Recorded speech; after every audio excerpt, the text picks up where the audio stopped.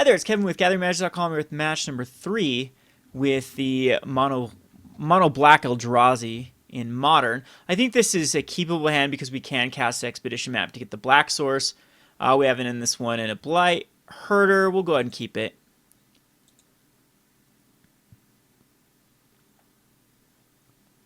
We can throw out the Expedition Map. It is a deck that is playing white. That is a change. I think that throwing out Expedition Map is still the right call here. And then next turn we can sack it, or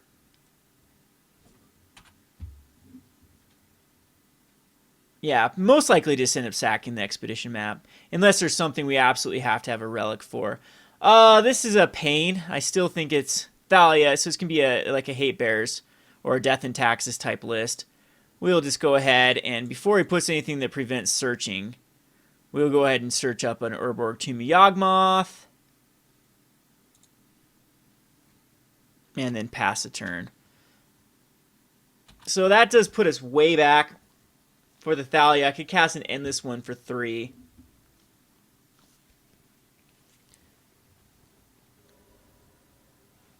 Can't quite Inquisition and Relic. I don't know if we care about a Relic. Blade Splash is going to put us on a bit of a clock. Mind Stone is something I can't cast. I think that to avoid the most damage, I just might have to Mind Stone here. We could end this one for 4, and that can block most of the. Or I could Mind Stone and not Relic. See, if I go the endless one, then we can put out a Blight Herder at least. Next turn, we'd have to draw into a land. Yeah, that Thalia just. That's a rough.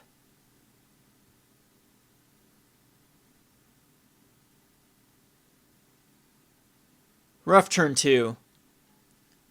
Inquisitions will be powerful opening turn next. Next game if we have an opening black source.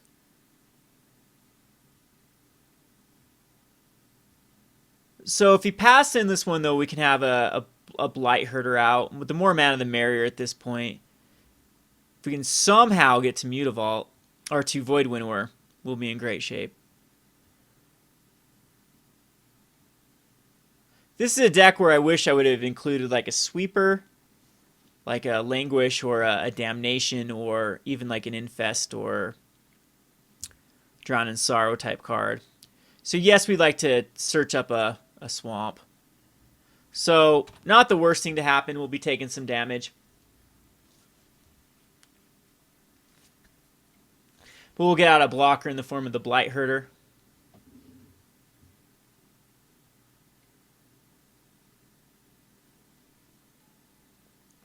Dryad Militant does not affect us. It actually, I wish you would have played that the other way around, because then we'd have a card exiled on his part. Gives it another swamp, so we could actually Inquisition. We could double Inquisition instead of, and then have a Blight Herder. I think that's actually better. So I'm in Inquisition. Ha! And there's nothing, a Ghost Quarter or Restoration Angel. So at least that's some information. I think that we just Relic here.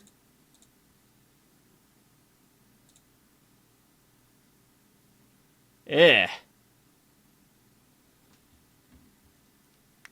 the Mind Stone is also weak. I think it's better than nothing, though.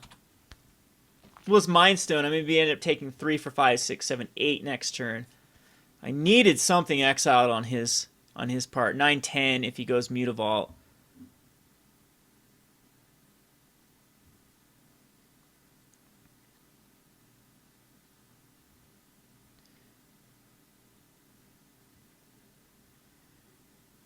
And he will attack in the Mutavault. And even if that's the case, I think the Restoration Angel will get me. Because the Blight Herder, even if I were to somehow exile enough, hope it is Ghost Quarter or something in mine. That'd be the ideal. Okay, even they cost even more to cast now. All is dust. 1, 2, 3, 4, 5, 6, 7. If he didn't have a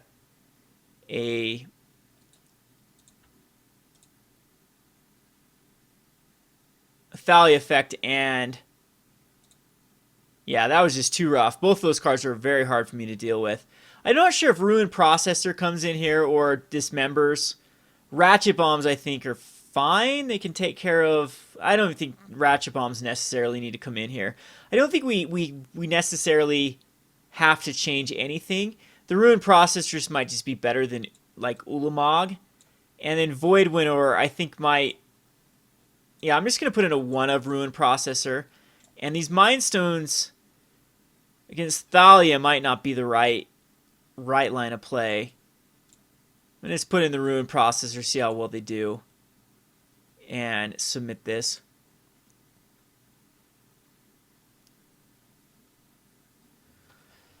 Our opponent gets to bring in more hate. I think that he might have like more Ghost Quarters or Tech Edges in the sideboard.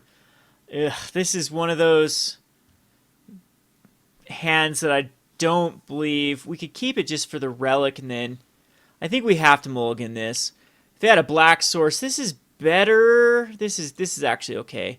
And we do want the Temple on top. That's a very powerful card. We can go the first turn Urborg to Yawgmoth for the Relic.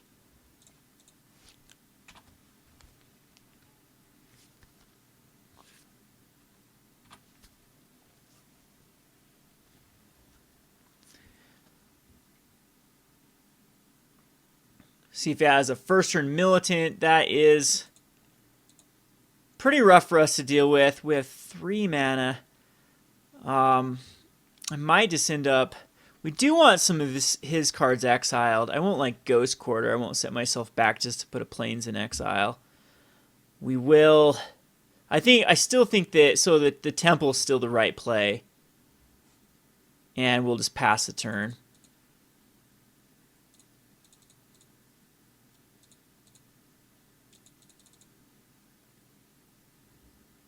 It's got a Tech Edge. That's actually a little bit of a problem. Thalia, if this is a Thalia here, that's also... Spellsky's not that much of an issue. It does shut down my Stranglers, but it's not that aggressive, so I'm okay with the... Geez, I just might Ghost Quarter as Tech Edge.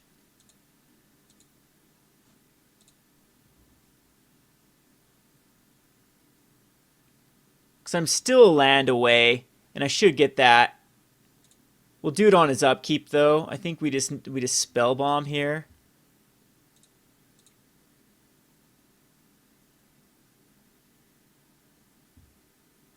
I can use the Spellbomb just to try to get more information. We'll Spellbomb. And I think just sack the Relic for more information.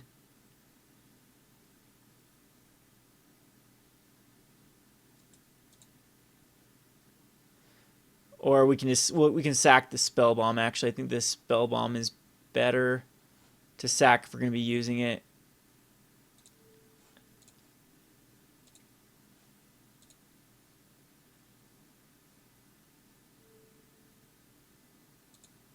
All right, so we know we have a swamp coming up. So I think we do just take out his Tech Edge. That way he can't... Well, it's still 2 or more, but I still need him to...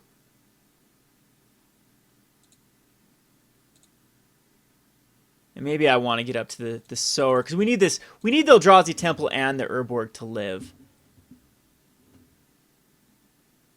And as soon as I play this other land, he can go ahead and just exile or destroy one of my non-basics.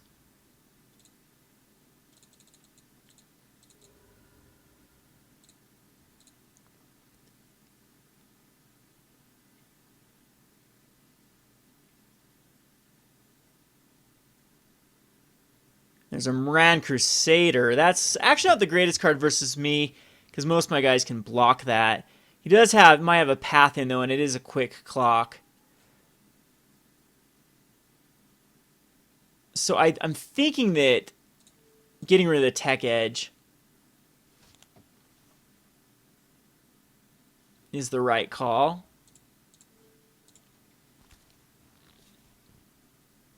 And we need like another Eldrazi Temple off the top. Expedition map will... Whoops, I should have just went and got a temple. No, because we need to play it all here. And we'll do it before I can search. So we might be in decent shape, because the Blight Herder is going to give us back, or give us enough blockers.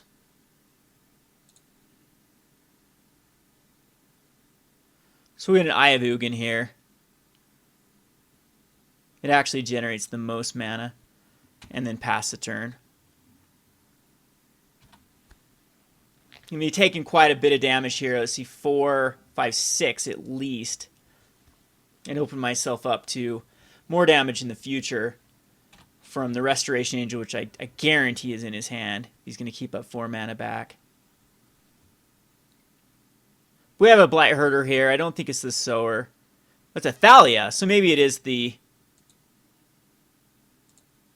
Blight Herder.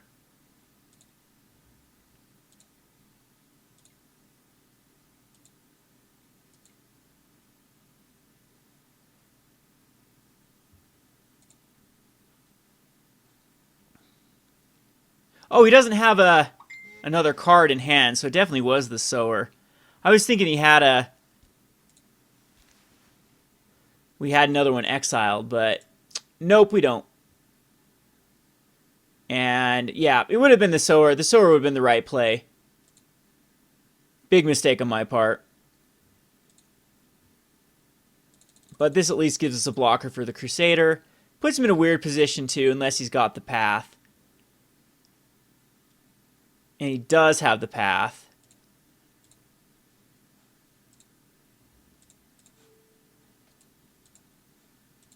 So we can do 8 damage this turn. We need the Blight Herder out now.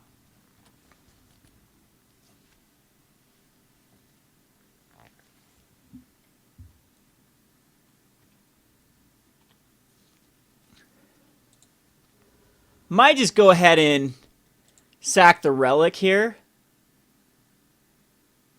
If he just has a flyer in the form of Restoration Angel, he can Ghost Quarter off my Eye of Ugin.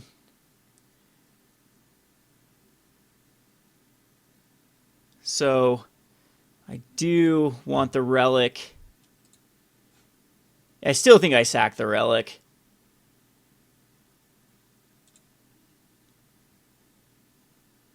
And there's an Endless one. That can be cast for free for a blocker. And Void Winnower, he can't attack here. He can attack there, though. So Void Winnower is actually quite weak. So I think we Blight Herder and hope he doesn't have a Restoration Angel in hand. So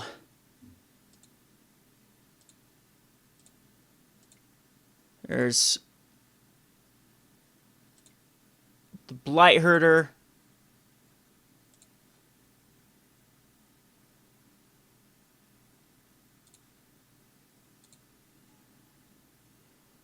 Which gets exiled again from his Dryad Militant. That's kind of a cool little combination. And we have the blockers now. And then we also have 2, 3, 4, 5, 6. We actually have the Oblivion. Yeah, we have enough blockers here. Should have done that the other way around because we could at least got a tech edge. I was thinking I wouldn't quite have enough mana. And there's no lands there. It was a Aether Vial, Flicker Wisp, Blade Splicer. And then we can just cast an Endless one for 2. I think it's just the right play to give us another blocker. So we're kind of stabilized it too. The Void Winnower would be good. The Eye of Ugin, I'm not quite sure why he didn't kill the Eye of Ugin. That's going to tutor me up.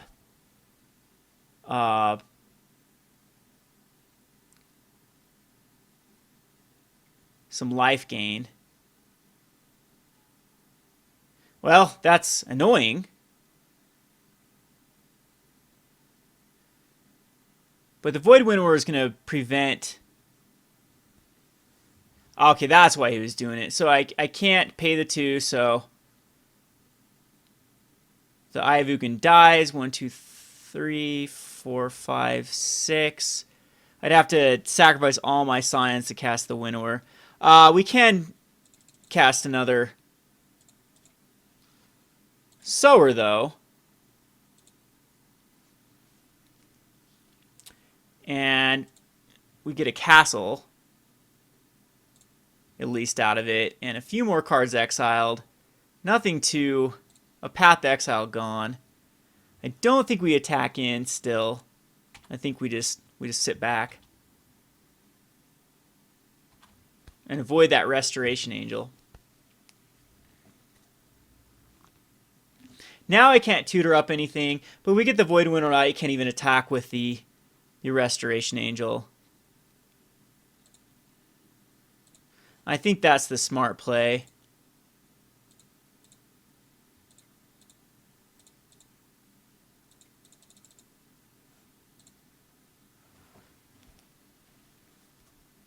Now he can't block with his 2-drops either, so the only thing that's eligible to block is the Moran Crusader. He's going to cast the Restoration Angel here, but the Restoration Angel can't... Oh, I'm just dead here. It can attack, it just can't block. So unfortunately...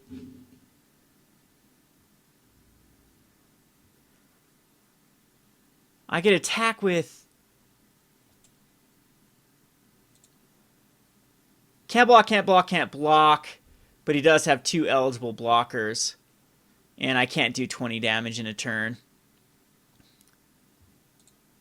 So that Restoration Angel will do it. And I hope for whatever reason he decides not to attack in.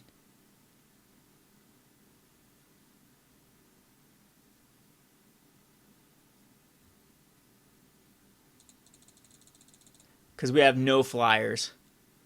And there's the flyer. Without the Restoration Angel, I think we pretty much stabilize. Just got out too quick. The Eye of Ugin as well, and in response to the Void. I don't know if he drew the Restoration Angel that turn or not. But a Strangler would have been okay. Nah, a Strangler would have just been spell guided.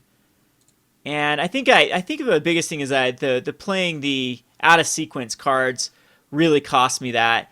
I could have had the Oblivion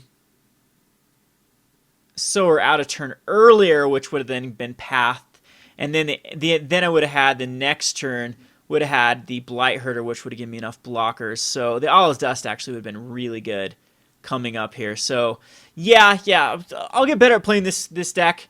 We'll go on to match number 4. This is Kevin with GatheringMagic.com. Thanks for watching.